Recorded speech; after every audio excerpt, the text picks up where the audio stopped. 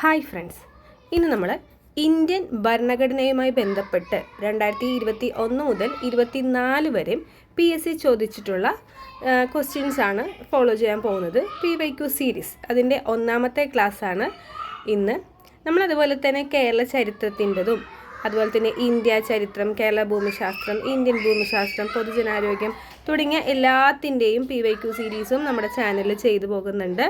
അപ്പോൾ നമുക്ക് ഇന്ന് ഇന്ത്യൻ ഭരണഘടനയുടെ PYQ സ്റ്റാർട്ട് ചെയ്യാം. അപ്പോൾ നിങ്ങൾക്ക് ഈ ഒരു ക്ലാസ്സൊക്കെ യൂസ്ഫുള്ളായി തോന്നുകയാണെങ്കിൽ ലൈക്ക് ചെയ്യുക, ഷെയർ ചെയ്യുക, നിങ്ങളുടെ ഫ്രണ്ട്സിനൊന്ന് ഷെയർ ചെയ്ത് കൊടുക്കുക. അതുപോലെ തന്നെ സബ്സ്ക്രൈബ് ചെയ്യുക. നിങ്ങൾക്ക് എന്തെങ്കിലും കമൻറ്റ്സ് കാര്യങ്ങളൊക്കെ ഉണ്ടെങ്കിലും കമൻറ്റ് ബോക്സിലൂടെ അറിയിക്കാവുന്നതുമാണ്. അപ്പോൾ നമുക്ക് വൈകാതെ നമ്മുടെ PYQ സീരീസിലോട്ട് കടക്കാം. ആദ്യത്തെ ചോദ്യം, നിർദ്ദേശക തത്വങ്ങൾ നടപ്പാക്കുന്നതിനായി സമീപിക്കേണ്ട കോടതി ഏത്? നിർദ്ദേശക തത്വങ്ങൾ നടപ്പാക്കുന്നതിനായി സമീപിക്കേണ്ട കോടതി. ഓപ്ഷൻ എ ജില്ലാ കോടതി, ഓപ്ഷൻ ബി മുൻസിഫ് കോടതി, ഓപ്ഷൻ സി CJM കോടതി, ഓപ്ഷൻ ഡി കോടതിയെ സമീപിക്കാനാകില്ല. അപ്പോൾ നമ്മുടെ ചോദ്യം, നിർദ്ദേശക തത്വങ്ങൾ നടപ്പാക്കുന്നതിനായി സമീപിക്കേണ്ട കോടതി ഏതെന്നാണ്. ഉത്തരം ഓപ്ഷൻ ഡി ആണ്, കോടതിയെ സമീപിക്കാനാകില്ല. അതായത് നിർദ്ദേശക തത്വങ്ങൾ നടപ്പാക്കാൻ നമ്മൾ ഒരു കോടതിയിൽ പോയിട്ടും കാര്യമില്ല, കോടതിയെ സമീപിക്കാൻ ആകില്ല. ഓക്കെ, അടുത്ത ചോദ്യം, ലോകത്തിലെ ഏറ്റവും വലിയ എഴുതപ്പെട്ട ഭരണഘടനയുള്ള രാജ്യം. എഴുതപ്പെട്ട ഭരണയുള്ള രാജ്യം ഏതാണ്? Option A America, option B India, option C China, option D south Africa. അപ്പം നമ്മുടെ ഉത്തരം എന്താണ്? ലോകത്തിലെ ഏറ്റവും വലിയ എഴുതപ്പെട്ട ഭരണഘടനയുള്ള രാജ്യം ഏതാണ്? ഉത്തരം ഓപ്ഷൻ ബി ഇന്ത്യയാണ്. ഇന്ത്യ എഴുതപ്പെട്ട ഭരണമുള്ള ഏറ്റവും വലിയ എഴുതപ്പെട്ട ഭരണഘടന ആരുടേതാണ്? ഇന്ത്യയുടേതാണ്.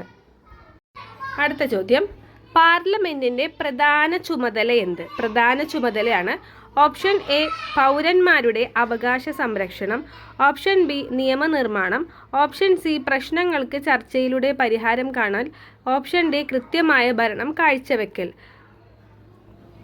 അപ്പോൾ പാർലമെൻറ്റിൻ്റെ പ്രധാന ചുമതല ഏതെന്നാണ് ചോദിച്ചിരിക്കുന്നത്. ഓപ്ഷൻ ബി നിയമനിർമ്മാണം. അപ്പോൾ പാർലമെൻറ്റാണ് നിയമങ്ങൾ നിർമ്മിക്കുന്നത്. പാർലമെൻറ്റിൻ്റെ പ്രധാന ചുമതലയാണ് നിയമനിർമ്മാണം. ഇന്ത്യൻ ഭരണഘടനയുടെ ആമുഖം കാവ്യാത്മക ശൈലിയിൽ എഴുതിയത് ആര്? ഇന്ത്യൻ ഭരണഘടനയുടെ ആമുഖം ആരാണ് എഴുതിയതെന്നാണ്. Option A doctor BR Ambedkar, option B doctor S Radhakrishnan, option C MP Narayana Menon, option D Jawaharlal Nehru. അപ്പോൾ ഇന്ത്യൻ ഭരണഘടനയുടെ ആമുഖം ആരാണ് തയ്യാറാക്കിയത്? ഉത്തരം ഓപ്ഷൻ ഡി ആണ്, ജവഹർലാൽ നെഹ്റു ആണ് ഇന്ത്യൻ ഭരണഘടനയുടെ ആമുഖം തയ്യാറാക്കിയത് ജവഹർലാൽ നെഹ്റു. തെരഞ്ഞെടുക്കപ്പെടുന്ന രാഷ്ട്രതലവനുള്ള രാജ്യം ഏതു പേരിൽ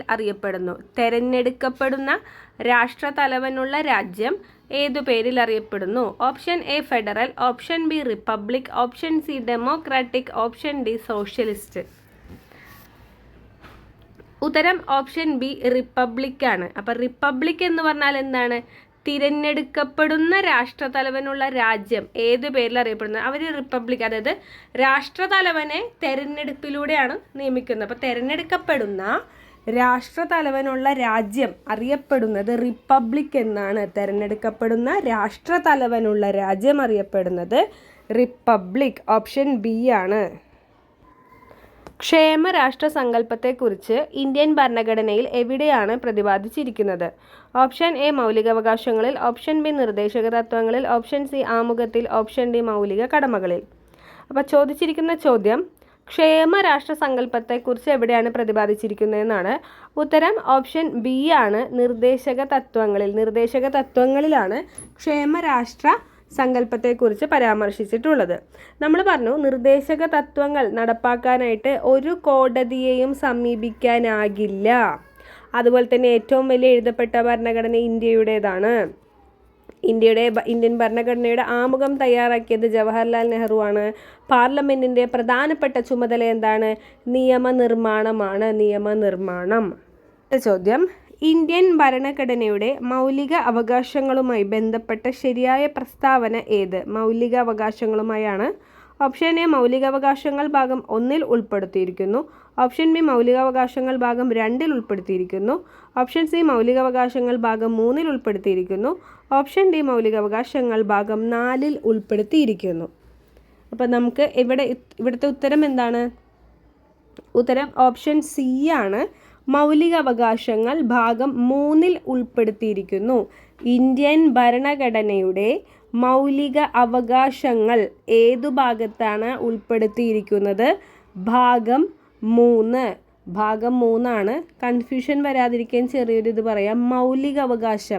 മൗലികാവകാശത്തിൽ മാ ഉണ്ട്. ആ മാ വെച്ച് 3-ാം ഭാഗം എന്നുള്ള ഒരു കണക്ഷൻ എടുക്കുക. മൗലികാവകാശങ്ങൾ 3-ാം ഭാഗത്തിൽ. മൗലികാവകാശങ്ങൾ 3-ാം ഭാഗത്തിൽ. ഭാഗം 3 മൗലിക അവകാശങ്ങൾ. ഇന്ത്യൻ ഭരണഘടനയുടെ അനുച്ഛേദം 21A എന്തിനുള്ള അവകാശമാണ് ഉറപ്പ് നൽകുന്നത്? 21A ആണ്. ഓപ്ഷൻ എ ജോലി, ഓപ്ഷൻ ബി സ്വകാര്യത, ഓപ്ഷൻ സി സമത്വം, ഓപ്ഷൻ ഡി വിദ്യാഭ്യാസം.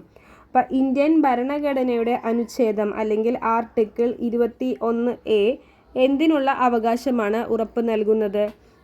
ഉത്തരം ഓപ്ഷൻ ഡി വിദ്യാഭ്യാസം. അപ്പോൾ വിദ്യാഭ്യാസവുമായി ബന്ധപ്പെട്ടിട്ടുള്ള അനുച്ഛേദം അല്ലെങ്കിൽ ആർട്ടിക്കിളാണ് 21A. അപ്പോൾ വിദ്യാഭ്യാസത്തിനുള്ള അവകാശം ഉറപ്പ് നൽകുന്ന ആർട്ടിക്കിൾ 21A ആണ്. 21A.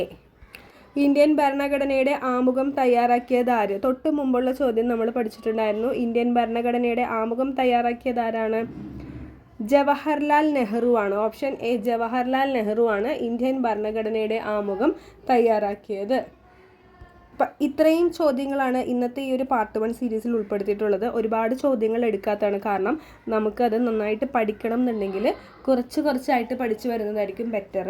ഇപ്പോൾ നമ്മൾ നോക്കിയിട്ടുള്ളൊരു 8-9 ക്വസ്റ്റ്യൻസിലോളം നമുക്ക് അതിൽ നിന്ന് എന്തൊക്കെ കിട്ടിയെന്നൊന്ന് നമുക്ക് നോക്കാം. ഒന്ന് റീകളക്ട് ചെയ്ത് നോക്കാം. അപ്പോൾ നിർദ്ദേശക തത്വങ്ങൾ കോടതിയെ സമീപിക്കാനാകുമോ? ആകില്ല അല്ലേ? നിർദ്ദേശക തത്വങ്ങൾ നടപ്പാക്കാൻ നമ്മൾ ഏത് കോടതിയിൽ പോയിട്ടും ഒരു കാര്യവുമില്ല, സമീപിക്കാനാകില്ല. എഴുതപ്പെട്ട ഭരണഘടന, ലോകത്തിലെ ഏറ്റവും വലിയ എഴുതപ്പെട്ട ഭരണഘടന ഏത് രാജ്യത്തിൻ്റെതാണ്? ഇന്ത്യയുടേതാണ്. പാർലമെൻറ്റിൻ്റെ പ്രധാന ചുമതല എന്താണ്? പ്രധാനപ്പെട്ട ചുമതലയാണ് നിയമനിർമ്മാണം. അപ്പം നിയമനിർമ്മാണം ആരുടെ ചുമതലയാണ്? പാർലമെൻറ്റിൻ്റെ.